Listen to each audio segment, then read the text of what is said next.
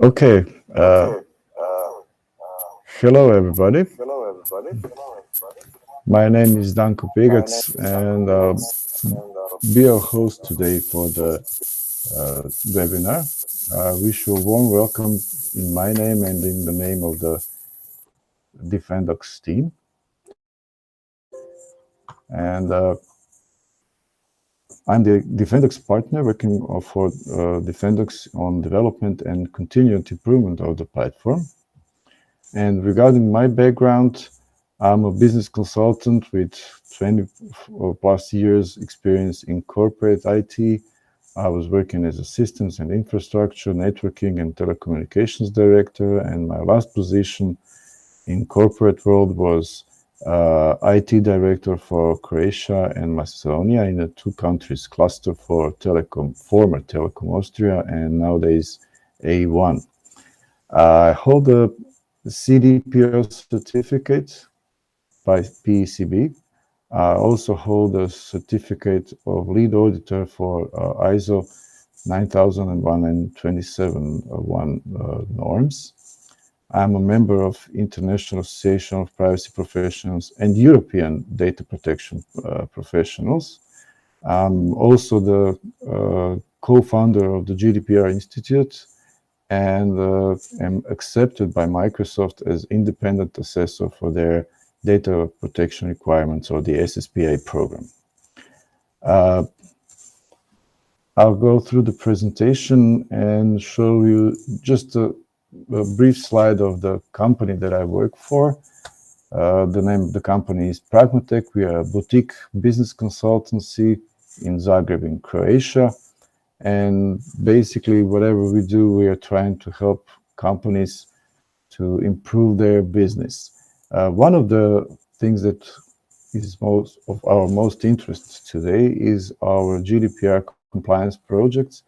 We did more than 150 projects. We are one of the, I'd say, most wanted trainers for GDPR in Croatia. We did more than 100 trainings for companies, privacy professionals and DPOs. And we also serve as external DPOs for several companies, being the public authorities, being the big corporations, and one of the largest clients that I'm working for does business in over 50 countries all over the world. I'll show you just the brief introduction of the team and the companies that we used to work for, where we get a business experience, and our wall of fame, where just some of the biggest clients that we worked for are placed, and then we can go on to the topic of today. I'll cover today the introduction, the history of GDPR in maybe what happened from the beginning of the 2018 until the very day, just to set up the scenery for what we are talking about now and how the developments were going on. So basically, previous problems that we had, I mean, the situation that we were on in 2018 before the GDPR went into full force, we were facing a lot of myths, and there were a lot of situations where companies were basing their compliance projects like this GDPR is just part of, and then doesn't matter whether they set it up to be the legal, the compliance, the IT, the information security, or whatever, but most, if not all of those projects failed in their compliance attempts because it's simply because of the reason they didn't understand how thorough and how complex the GDPR implementation is. We were also facing a lot of companies thinking that they are out of the scope of the GDPR for various reasons, and everybody was expecting that everything will be solved by having the consent, which is also very wrong. And there was a lot of talk that GDPR forbids this and GDPR forbids that, but soon everybody started to understand that GDPR is basically the law that protects personal freedoms and is working as a framework for us to know what and how to do and how to be compliant and how to solve the issues of the persons whose personal data we are using. And one of the funny things that I had to bring up is that at that time, before the GDPR even came into full force, we also had GDPR experts bragging about their big knowledge and big experience, although the GDPR didn't start. And the only advice that we could give our customers were to keep calm and continue their project. So on the 25th of May, there was a lot of celebration, and I can tell you from my experience, this was the first weekend that we consultants had, and the first time that we really could go and sleep the whole night, because some of us even had so much work that we couldn't properly sleep. And what happened by start of the full force implementation? Most of the expectations were, well, I'd say lost, because everything stayed the same and nothing big happened except the celebration. But for the data subjects, it was the beginning of their understanding and learning of their rights, and the data subject access requests that were prepared were starting to fall in, and it was not a rainfall as expected. It was just a modest number of data subject access requests, and particularly there were deletion requests, which unfortunately, if not all, but most of them were wrongly based. On the side of the companies providing the compliance with GDPR, there was different status of their compliance, and it was very funny because everybody whom we asked, they were all compliant, and day by day they started finding out how faulty their compliance basically is, and most of the projects had to either restart or take a different course in order to get real compliance. On the very same day, of 25th of May, Article 29 Working Party became the EDPS and EDPB, and EDPB started issuing the guidelines that are so much needed and that we are still looking for and waiting for them to get out. On the other hand, the national supervisory authorities were free and had a base to start the investigations and fines, and everybody was expecting something big will happen. But actually, most of those national supervisory authorities started consultations with different branches of the industry, with companies, discussing with them what is expected, what is the baseline, and how to start the real compliance, and what they might be looking for in the investigations. There was also a lot of political tensions at the time, because big USA companies were fighting the GDPR. They wanted not to comply, but the things have changed, and during the way they all complied in a way and into a certain amount. Also, there was a lot of technical developments that we were waiting for at that time and expecting them to happen, and we're wondering how to comply them with the GDPR. And in all of that commotion, I should say that the biggest losers at that moment were the DPOs, which were basically left alone and were thought of the ones responsible for the whole compliance, whether inside the company or the external ones, which is of course not true. And most of those DPOs basically were not properly educated, often in the conflict of interest. They were constantly seeking information and help which didn't come. And of course, most of them were with legal background, which is no wrong, but they were lacking, and they were finding out how much they lacked the information security, IT, technology background, and all of those skills, helping them to do their job. And with all that happening, we started going on with a number of data subject access requests, which is on the rise. Part of that rise is because the data subjects or the individuals are getting more and more educated through exercise or through the experience, and they started to put a lot of different kinds of data subject access requests and even the objections. On the side of the companies, the compliance has improved in those 3 years, but we also see that now we have a bigger and bigger number of data breaches. I remember that in 2018, by the end of the year, for the 7 months of full enforcement of GDPR, we had twice as many reported data breaches as in 2017, due only to the GDPR's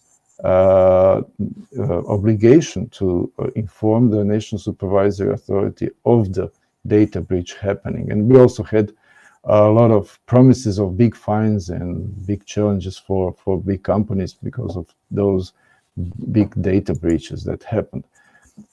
In that time, and I should say, unfortunately, till this day, we have a flood of cookie walls, which most of them are unlawful, but they're still on, and nothing's happening, and nothing is basically changing. We also had last summer I'd say we expected it to happen for 5 years, the Schrems 2 case, which invalidated the privacy shield. And last summer, we were left without a legal form of transferring personal information to the US away from the European Economic Zone. And I must say that it's not funny, but reading the privacy policy or privacy statements of some of US companies, they're still using the privacy shield as a legal form of transferring personal information all to this day. And there were a lot of promises about the e-privacy that should solve at least cookies and the behavior on the internet, but none of that has happened, and we still have the very, very large business of online bidding with personal information happening instantly. And unfortunately, for the e-privacy, nothing has changed. Last year, we also had the Brexit story, and we had the challenge of not knowing what will happen. Will there be a deal? Will there be no deal? How the GDPR-related stuff will end on. And there was a lot of commotion with all of the companies who either had their headquarters or the branches in the UK or transferring personal information to the UK. And it was very, very, I'd say, tense. And then, above all, we had the COVID-19. So this kind of shaded everything else because at that time we started creating registers of personal information and data collections of all kinds, mobile applications, some of those who were even transferring personal information out of EEA zone, although it's a special category with no information for the data subjects, or, I mean, basically it was being done as it could have been done. And the really big mess is that mostly there was no legal ground, and most of the things that were happening were even unconstitutional. So companies who had to deal with those data gathering, which was forced by the government, were really in big trouble. And as if it was not all, in the way to fight the COVID-19, most of the companies installed, or public bodies installed thermal cameras to measure the temperature of people. And unfortunately, they didn't realize that most of those cameras have the built-in facial recognition modules that are storing data locally or even in the cloud. And it was really a big challenge, and a lot of personal information went out and was collected without any legal grounds. And finally, as the logical case of BI turning out to machine learning, now we have the AI in the rise, and really the situation where our personal information is becoming a new kind of currency that we really have to adapt on. So many things happened in those 2.5 years, but I think that 2021 was also very, very interesting. We can see that by Euractiv's information, now we have more than 1 billion of overall, more than 1 billion of fines issued to the companies for the data breaches or various reasons, actually. And we should remember that there were big ones for Amazon and WhatsApp this year. And there was a very, very interesting and very much awaited for document, the guidelines on facial recognition issued by the Consultative Committee of the Council of Europe in the beginning of this year, which really helped a lot, and issued a statement that facial recognition is basically something that we are not wishing for. Also, as the CERT informs us, 44 plus of the cyber attacks are phishing attacks. So this is very, very interesting because the phishing attacks are on the constant rise last 3 years. And you know that phishing attacks always lead to stealing of data or even some malware being installed and companies being left incapable of working their business. And we also had the data scraping incidents this year, the Facebook and LinkedIn, and it was about 500 million profiles scraped in each of those cases, which is also kind of personal data breach, and it's still being discussed on. Finally, this year we got, after only 12 months of waiting, the recommendations for the transfer of personal information and the new SCCs in the guidelines from the EDPB, which were adopted in the June this year, which I should say ends up a saga of what to do with that lasted for more than 12 months. As my colleague usually says, we still have a bad movie of e-privacy going on and nothing has changed so far, although that we are in the very, very last meters of the race. And the thing that should really concern us is the overview on the resources for the national supervisory authorities Europe-wide, in which we can see that most of the European national supervisory authorities are having insufficient funds and also are heavily understaffed and have big issues doing their roles. So having said that, this is the scenery in which we start our presentation today, and we start talking about the data subject access requests. First of all, I would like to introduce the 7 rights that we have under GDPR for data subjects. And I would like also to mention that there's also another right that data subjects actually have, which is not connected directly with those, which is the right to lodge a complaint to a supervisory authority. This one is also important because after all, the Schrems case was the consequence of one of such a complaint that was placed to the supervisory authority and ended up in the European Court of Justice. We see more and more data subject requests coming up, and there's basically a lot of mistakes that were made in past 3 years, and I still see companies having a big struggle with solving the data subject access request. And let me remind you that we have 30 days to answer the data subject access request, or in certain circumstances, we can prolong it for another 30 days, but you don't want to do that. You want to be able to solve the request that you got in the first 30 days and brush it off your desk. Of course, if you fail to respond to such a data subject access request, you are facing the top fine under the GDPR, which is 4% of your previous year income, or 20 million euro, which is higher penalty. I would also like to discuss some mistakes that are, I'd say, common, and I see them very often. Basically, you can go with it if you make such a mistake, because people are usually not educated enough. But watching it through the eyes of the professional or the national supervisory authority, not having the equal channel for personal data subject access request as the one that you have gathered the personal information is a big issue and could do you a lot of at least headache, if not a big fine.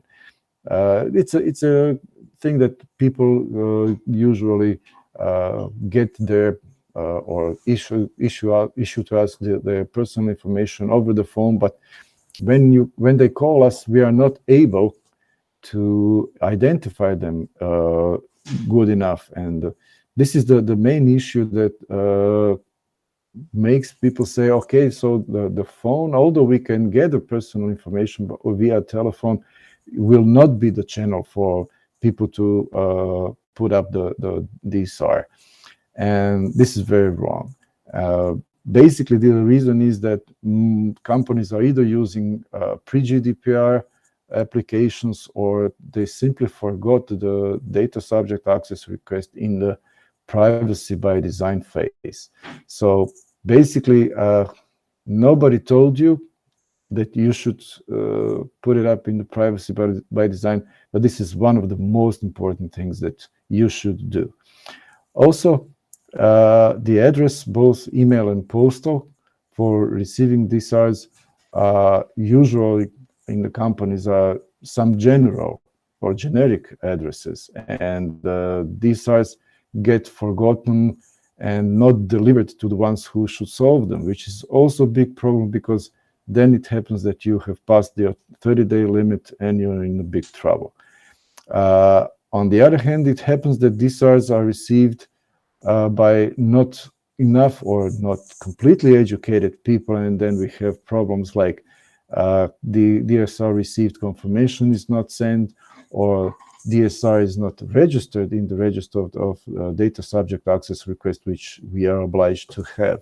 So the thing is that the register helps us decide whether the request that we have received is a repeated one, and maybe if it's a constant repetition, or if it's a big issue for you to solve it, you can always decide based on the data subject access request register to charge for delivering such request.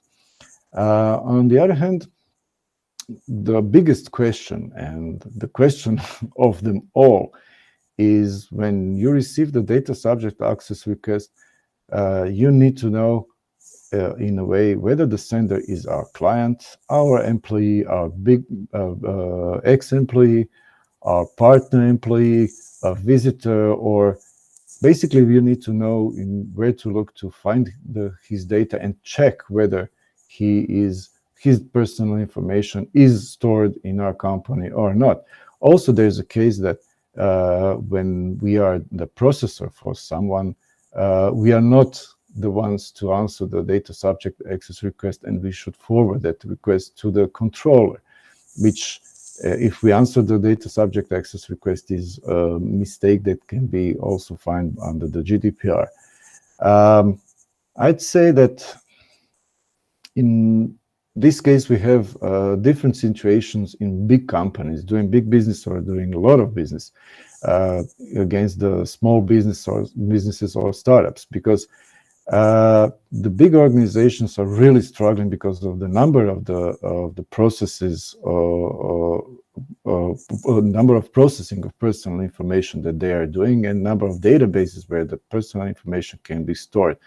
So in our practice, we have suggested to big companies to use the metadata directory for all personal information management as the only single point of data entry, and then it becomes the only the single point of checkable solutions for you to find out whether you have those personal information in your Warrior or not.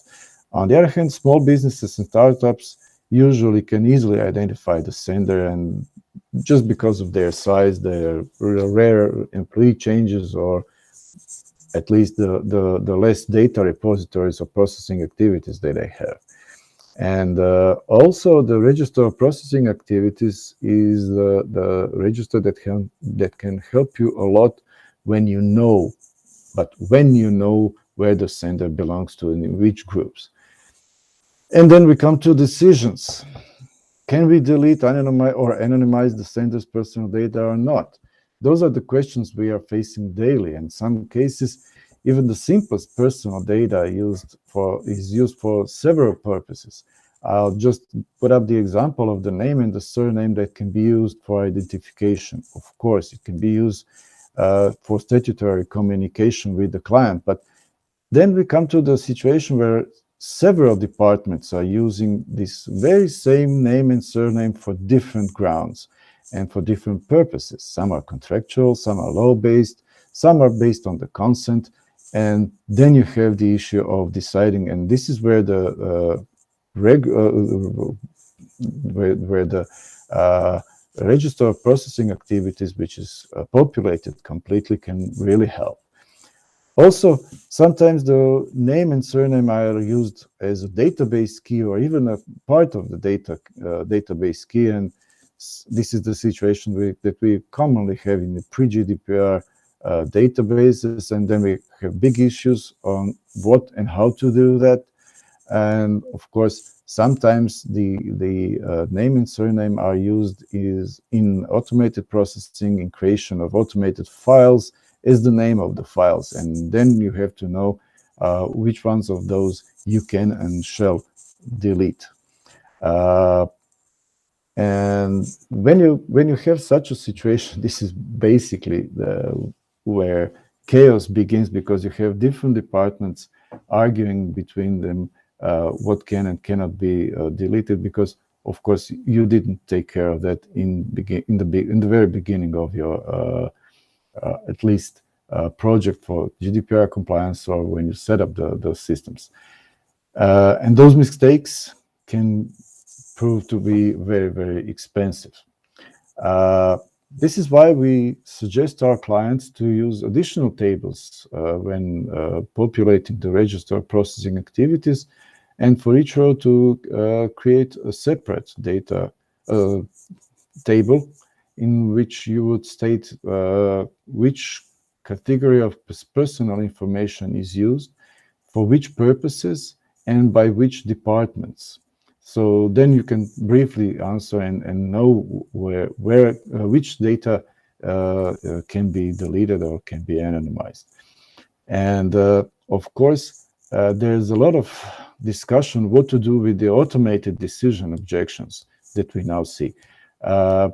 Basically, the simple human review of the automated decisioning is required, but unfortunately, people are usually having problems with doing what the machine does, and the simplest way for them is just to answer the same as the machine answered, no matter of the circumstances. And we find it in credit departments as the most often situation where people are simply not doing it as they should. And in order to not make such a mistake, we suggest that you have a clean and smooth DSAR resolution process. So why I'm talking about this is that I would like you to know that Defendocs has prepared 4 PDFs with flowcharts on how to solve the data subject access requests. So they can help you to better understand and to get the simpler and faster onboarding, because when the processes are scraped down to those flowcharts, anybody coming to the department can really simply and quickly understand how the things are being done. In order to, so these are the other 3, and I will now switch, if you permit, to the, I will stop sharing my screen and go to the Adobe to show you this one of those GDPR PDFs prepared for you. Just a second.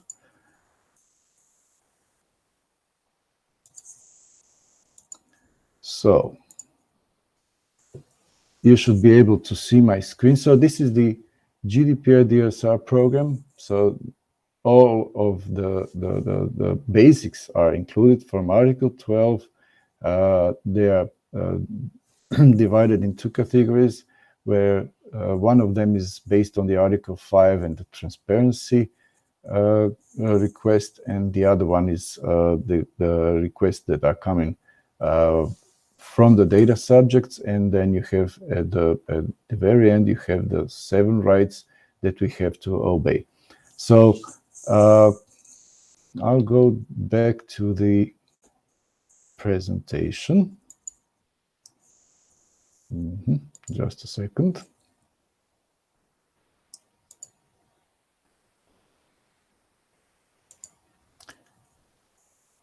So these are the other ones, the providing information, the response to a subject request, and the first one, important, is the subject identification stage. So just to inform you, by the end of the presentation, all of you attending the presentation will receive all 4 of those PDFs, and any questions or information that you would like to put up regarding those PDFs can be given to the support at Defendocs.com by email, or you can find the information on EU Defendocs yourself. I'll move on. So now I'm showing you the screen of the Defendocs platform that we mentioned in the beginning, that we are working on constantly. And I must say that in a year of time that it's been in usage, we really did a lot of progress. And the whole logic is to have the single view mode application as a service application, which has toolkits with templates and is divided in 4 modules, which you can see here.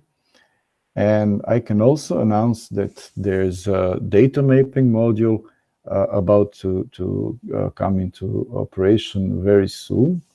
And above all that small and medium businesses and startups shall be able, in, let's say, 2 weeks, shall be able to start a free of charge 14-day trial to find out whether and how the Defendocs can help them. And above that all, we have a new website that is about to launch also in 2 weeks. So basically, there's a lot of information that you can put on into the Defendocs platform, but very important stuff for us is the toolkits and the templates that you can use and that are available. So also there are tips on the screen that help you and in fulfilling the forms which are prepared by the Defendocs team. And also when you enter the form, not to be looking for what should I put in and browsing through help files and stuff like that. It's your company information being filled in the form as the example data, so that you know exactly which information you have to put in. Also, when you fill some of the forms, you can download them as a ready-made document that you can send to your national supervisory authority. So in order to show you what it looks like, I will stop sharing my screen again and go to and show you the screen of the Defendocs, and don't be afraid, I will not be long in that application, but I would just like to give you the information what it looks like, because now we have just seen the presentation slides. So now we are in the system. This is the data subject request module that we are located in, and it has 5 positions that you can change. So here are the registers. Here is the register of the controllers. Those are the companies that we are working for and that whose information you should have filled before, and now I'm using the ready-made data in the system just to show you that this is here, and all of that data can be either previewed or can be edited. Also, we have the register of processors. These are the companies working for us, and as the first ones are important in the data subject access request resolving, as the ones whose personal information we are not to be answering the requests of the data subjects, but we are obliged to forward it to them. Here we have the register of processors. These are the companies working or processing personal information for us, and these are the ones whom we should ask to help, and they are obliged to help us under the data protection agreement that hopefully you have according to the GDPR Article 28, who are obliged to help us solve the data subject access requests. Next one is the notifications to data subjects. These are the prepared forms. I will show you one of them. So basically now you have the form where you can put in the data. These ones are used in the moment of the, I'd say, the intake side, when the data subject access request comes in and you have to respond to the client. So here you put up the information, and then you save the record in the system. There's also a button here which will help you in the data mapping as soon as it comes out in the operation, where you can block or restrict personal data of that subject from being processed, if that is the request, and it can be done that way.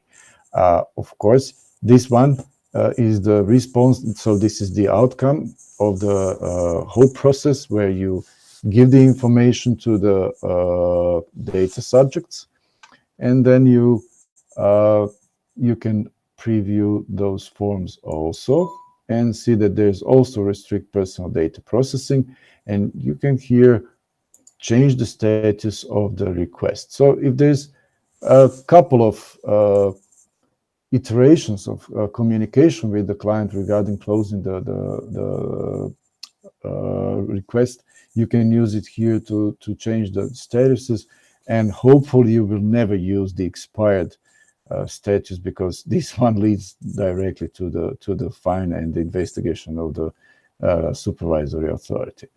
What I wanted to show you also is that we have here prepared 2 templates for the supervisory authority, which when you click them, they are automatically downloaded and ready as a documents to fulfill and send to the national supervisory. Also here we have the templates, and let me just go to the intake part.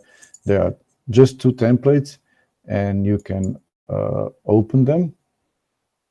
And now you have here the hover up buttons, which with the tips. So it's not for you to go to the help and browse through that, and you get immediate information on the screen while fulfilling the form. When you finish the form, you simply download the ready-made document, which you can send to the customer. It's the very same situation in the requests that we are sending back to the customers when we are finished. Although there are 2 types of templates, it's a positive one, and the negative one for each of the rights, because either we have fulfilled the request or we are not in a position to fulfill the request, so then we have to put in the reasons why. And I will not bother you with the live system anymore and go back to the presentation. So I'll just stop sharing my screen and share the screen of the presentation.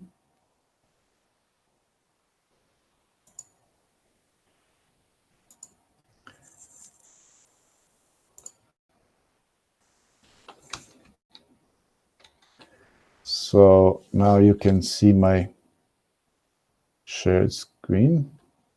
Now we are back in the oh, excuse me. We are back in the presentation, and this is the live one that we have already been through. So in order to conclude the presentation, I would just like to present a couple of takeaways that you should take from this presentation and this webinar. First of all, I want you to understand that DSARs are very easy to manage, and only thing that you should have is a clean and simple management process for all of those data subject access requests, and this is where Defendocs really can help. On the other hand, if you don't include DSARs in the privacy by design while designing new systems, there'll be a lot of trouble that you will go to later on. And of course, you should also consider updating your register processing activities by adding the separate tables with information about each category of personal information that you collect, for which purposes, and always in plural, those data are used, and by which departments and who are the responsible persons, so that it shortens your request for the information, who is responsible and whom you should talk to. And last but not least, and I would say the most important one, is educate your staff, and when you finish, educate them more.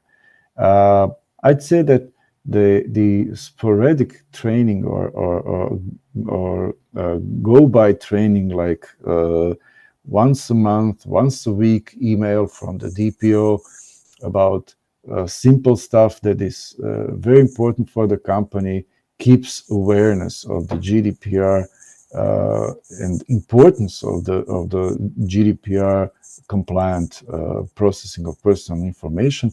And also, you can do the training exercises by departments or by processes which are necessary for you to comply with the GDPR. And should you have at least quarterly done one of those training exercises, this might save your back when the trouble comes. In order to bring this one to finish, I will share my personal information with you for the contact purposes. So should you have any questions, would you like to have any consultations regarding any of the topics covered, or basically the GDPR itself, these are my contacts, and I'm rarely sharing my business telephone. But if in the case of necessity, I know that you need someone alive on the other side of the line. And here are the contact information regarding the Defendocs and the organization. And the last but not least important slide that I would like to share with you is the special offer for all the attendees. So the first 3 of you who open the Defendocs account will get for free 1 hour of personal consultation with me on the welcome of the Defendocs team. So I thank you very much for your attention, and now I shall open the Q&A session, and I'm open for your questions. If there are any, just let me check.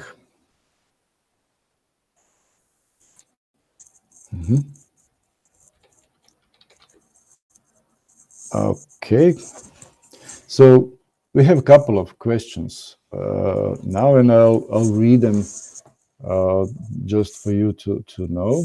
So the first one is, by your opinion, excuse me, by your opinion, what is the key performance indicators of the DSAR workflow? Well, it's an interesting question. I would not say that the key performance indicators are to be set for a process as itself, but rather I would say that if you by experience are able to sort the DSARs that come to your company safely and confidently in the groups of the employees, customers, partner employees, and stuff like that, this is the first sign that your data subject access request workflow is working. But then there's a lot of commotion that happens, and should you be able to solve each and every of your data subject access requests, no matter how, but if you solve it in the given 30 days or the 30 days period by the GDPR, I would say that you're on the safe side. And the most important thing that I can tell you is that finishing any of those data subject access requests and responding to the client, you should always keep in mind and write down the lessons learned, because there's no way that you can get prepared for all of the situations in advance. So keeping the lessons learned is one of the best ways to improve your any kind of process, and especially this kind of process that can cost you a lot of money. There's also the thing of the cost and capacity and scalability, which we can discuss. But basically, I think that if you keep your data subject access request or register in order, if you keep your register processing activities in order, then there shouldn't be any big capacity or scalability issues, and the cost should be easily predicted in the beginning. And the second question that we have is, how well organized data subject access request fulfillment process can help me to minimize the risk of a data breach? Oh, this is very interesting one.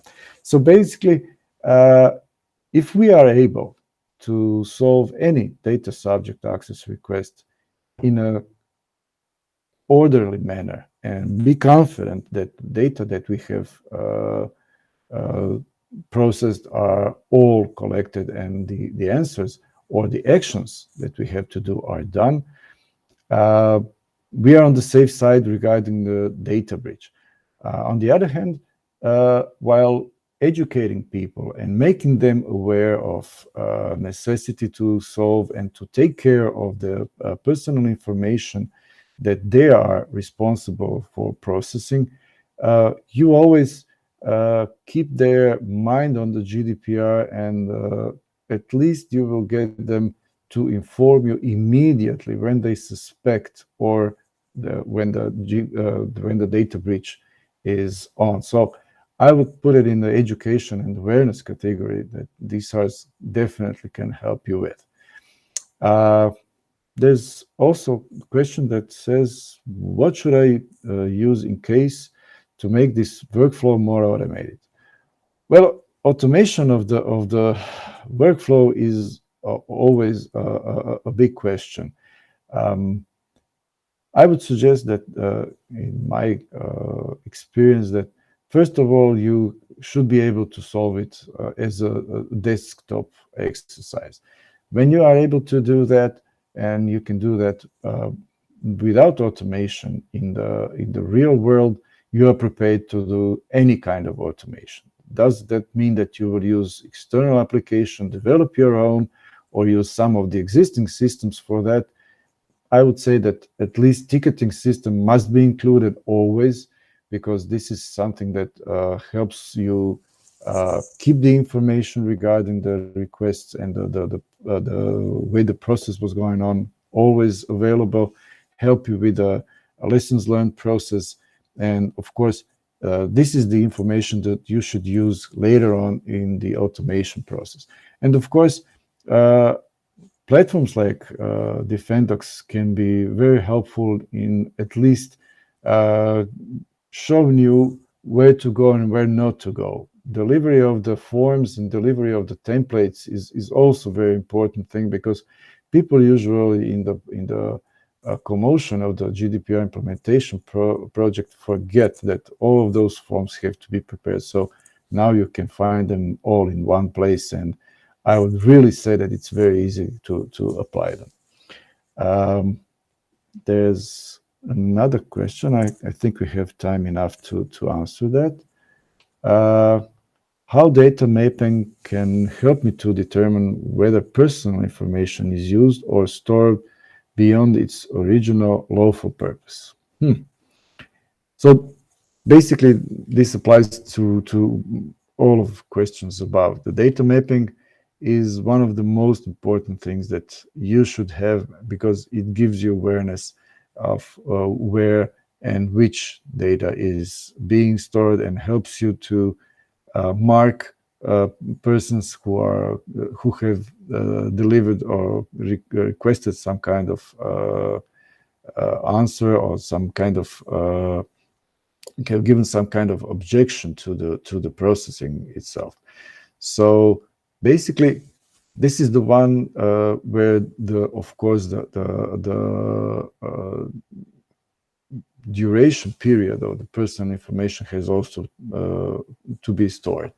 And of course, this is the one that should, if it's automated, and it should be automated, gives you up the warnings that the lawful period is ending, and of course the purpose is changing. Because the things that the situations that we usually have is that departments say, look, we have this data, and why not use it in a different purpose? So you can do it either way. You can either say, no, we cannot use it in that purpose, or you can say, okay, we just have to make the grounds or legal grounds for using it in another purpose by informing the data subjects about our intention to use this information for another purpose, whether we need the consent or not. This is the right way to do that. And we still have one more question to answer. Which industry is the most frequently noticed in your own practice as for most popular for data deleting subject requests? Well, I'd say that going through my experience, I wouldn't say that any of the industries are particularly specific for right to be forgotten requests. I find it very often with angry customers of the banks, when in the moment when they finish their credit or whatever business that they have, they want all of their personal information to be deleted. And this is one of the biggest issues, that those rights cannot be literally taken into action, because some of the information, of course, cannot be deleted.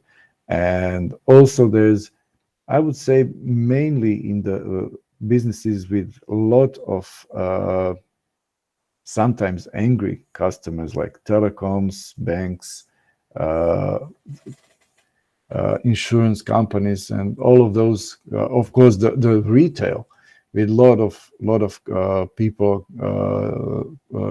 using their services, that we have a lot of data deletings, right to be forgotten requests.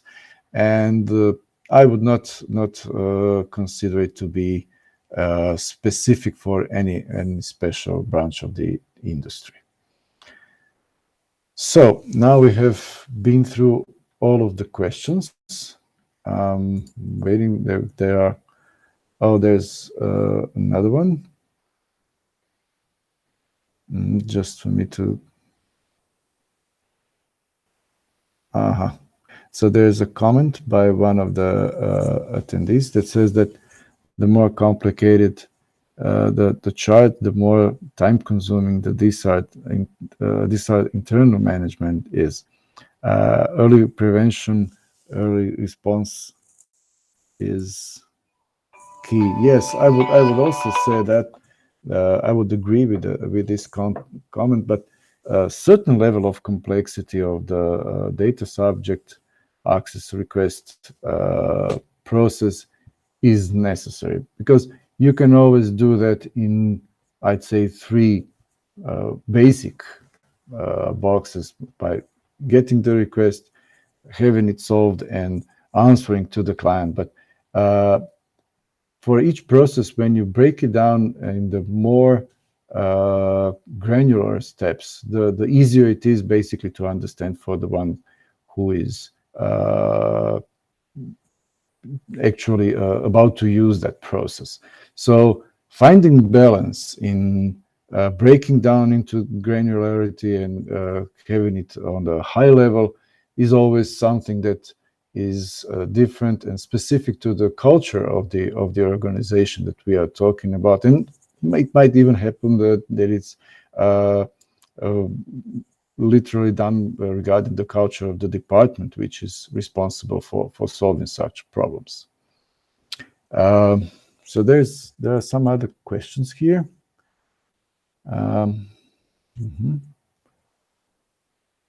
Okay. I think that we have solved all of the questions, and yes, I can finish the webinar now. I thank you very much for your attention. I am standing available to you for using my contacts to reach for me or to the Defendocs team. And remember that the special offer has already started, and the first 3 of you who register for the Defendocs platform are the ones who can get a 1 hour of personal consultation with me. Thank you very much, and I wish you all good evening or the day, depending on the time zone that you are living in. Bye.